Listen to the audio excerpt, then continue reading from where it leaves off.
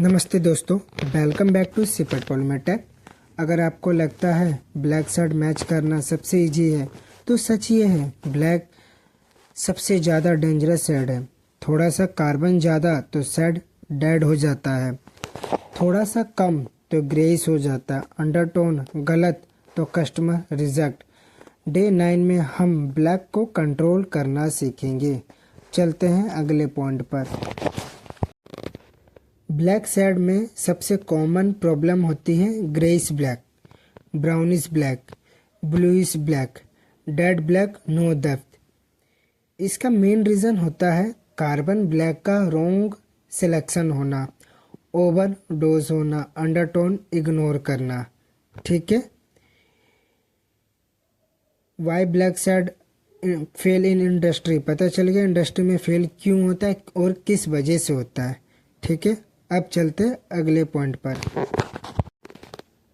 Carbon black basic deep knowledge.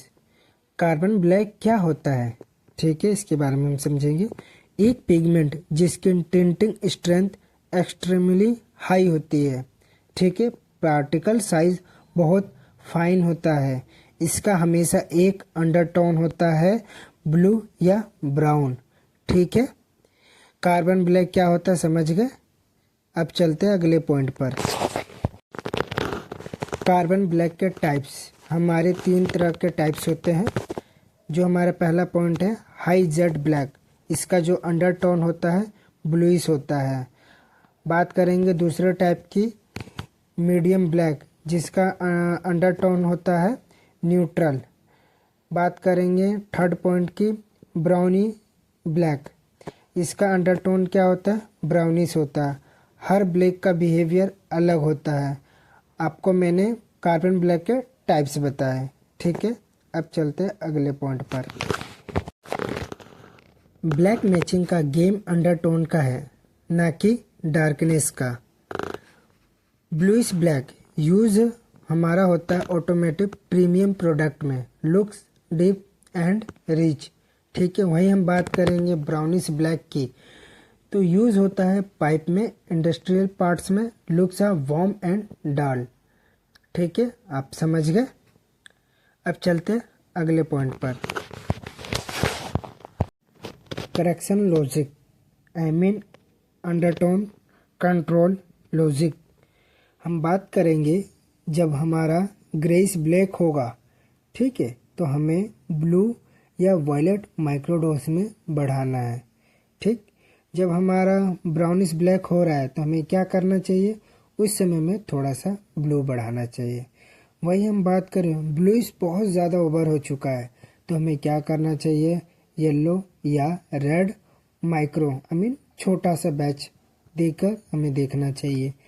Black matching का game undertone का है, ना कि डार्कनेस का। समझ गए। चलते हैं मोस्ट इम्पोर्टेंट क्वेश्चन पर। Most important depth winners dead black. Dead black shade dark होता है लेकिन lifeless, no depth, no richness. Reason क्या होता है, कार्बन ओवरडोज होता है, no supporting colour, dead black हो जाता है। ठीक। वही हम बात करेंगे डीप ब्लैक, तो कार्बन को मिलता है सपोर्ट पिगमेंट का, पिगमेंट से बनता है। ठीक है। बात करेंगे सॉल्यूशन, कार्बन थोड़ा कम तो सपोर्ट करता है pigment add, blue violet red. समझ गए। यही था हमारा डेप्थ विनर्स या डेड ब्लैक। अब चलते हैं अगले पॉइंट पर। अब हम बात करेंगे shade black shade correction step by step part 1 में। शेड हमारा जब ग्रेइश हो रहा हो तो हमें क्या करना चाहिए, कार्बन स्लाइटली इंक्रीज करना चाहिए और ब्लू माइक्रो मतलब थोड़ा सा बढ़ाना चाहिए। वही हम बात करेंगे शेड ब्राउनिश हो रहा हो तो हमें क्या करना चाहिए, ब्लू और वायलेट ऐड करना चाहिए। करेक्शन हमेशा पीपीएम लेवल में ही रखो। ठीक है। अब चलते हैं अगले पॉइंट पर।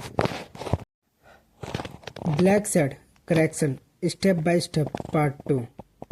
एक चीज़ हमेशा याद रखना, जब हमारा शेड ब्लूइश हो रहा हो उस समय क्या करना चाहिए, उस समय हमें येलो और रेड थोड़ा सा बढ़ाना चाहिए। ठीक है, वही हम बात करें शेड डेड हो रहा हो तो हमें उस समय क्या करना चाहिए, कार्बन रिड्यूस करना चाहिए और सपोर्ट पिगमेंट ऐड करना चाहिए। ठीक है, समझ गए। चलते हैं अगले पॉइंट पर। पॉलीमर का इफेक्ट ब्लैक शेड पर। Same black formula different polymer में अलग दिखेगा।